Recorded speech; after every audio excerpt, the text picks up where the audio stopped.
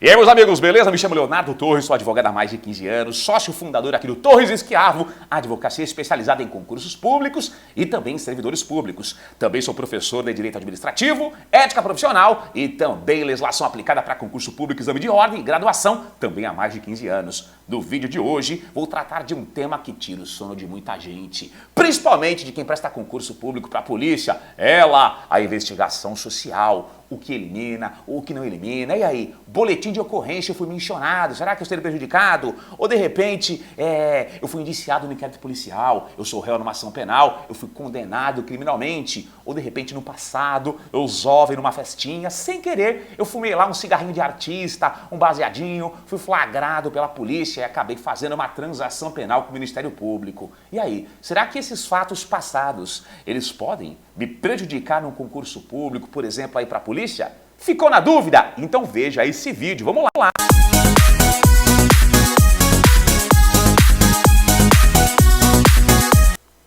Porque em alguns concursos públicos, a administração pública, na fase do concurso, ela investiga o meu passado, investigação social, a vida pregressa. Gente, porque a administração pública, para alguns cargos públicos de grande relevância, de grande envergadura, ela quer saber se você é uma pessoa honesta, se você é uma pessoa proba, se você tem a idoneidade necessária para ocupar um cargo público tão importante. Então, carreiras policiais, Ministério Público, Poder Judiciário, dentre outros cargos, desde que haja previsão legal, a administração pública pode sim investigar o seu passado, a sua vida pregressa na fase do concurso público, tá? Não se esqueçam que nós vivemos sob a égide, sob o manto de um Estado democrático de direito. Estado de direito é quando a lei está acima de todos, inclusive do Estado.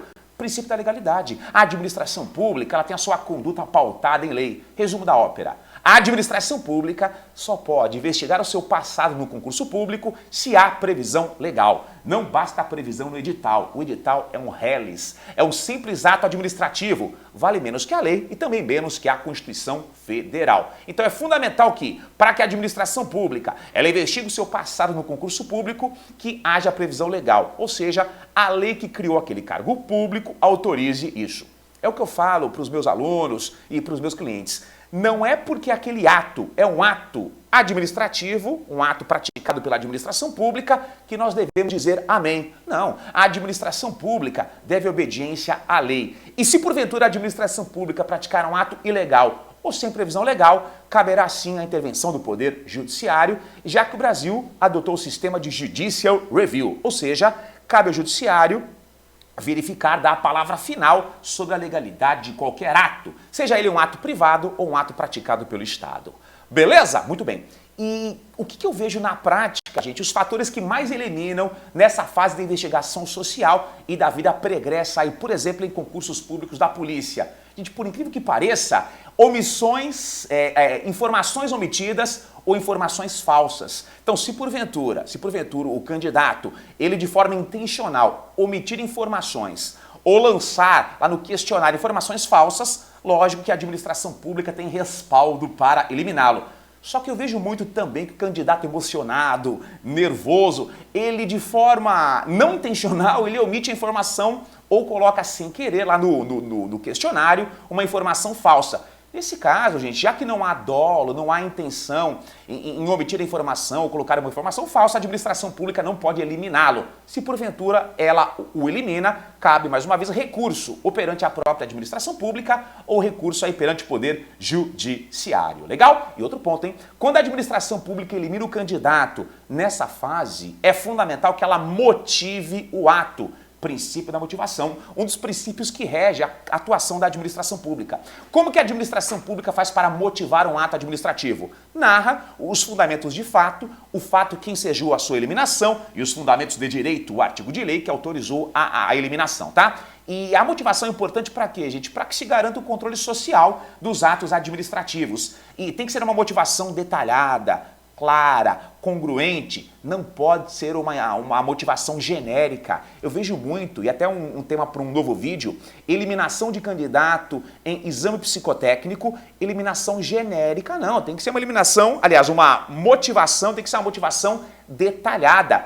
E um detalhe importante, é fundamental também que a administração pública na motivação desse ato administrativo, né, que o eliminou, explique o porquê aquele fato passado ele pode eventualmente prejudicar o exercício da sua função pública. Então, qual que é a correlação lógica entre o fato que me eliminou e o eventual prejuízo lá para exercício, por exemplo, aí do cargo de policial? Um exemplo que, infelizmente, é mais comum do que parece, algumas bancas ainda eliminam o candidato que no passado teve o nome inscrito aí no rol dos maus pagadores no SPC, ou de repente o cara emitiu um cheque sem fundo. Gente, calma lá. Isso é desproporcional, não é razoável.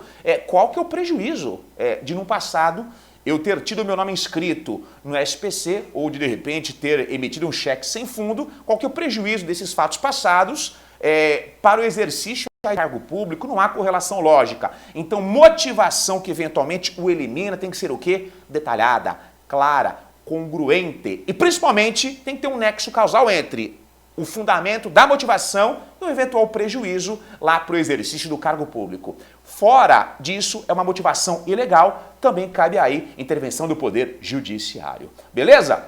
Agora, que aspectos penais. Professor, eu fui mencionado injustamente no boletim de ocorrência. Ou, de repente, eu fui indiciado no inquérito policial. Eu sou suspeito oficial na visão do delegado de polícia. Ou, de repente, eu sou réu numa ação penal. O Ministério Público ofereceu a denúncia. Pior, eu fui condenado. Ou, de repente, professor, aquele caso da festinha lá do cigarrinho de artista, eu fiz uma transação penal com o Ministério Público porque se tratava lá de uma infração penal de menor potencial ofensivo. Pergunta, BO, ação penal, condenação criminal ou transação penal, isso pode me prejudicar no concurso público nessa fase de investigação social? Não.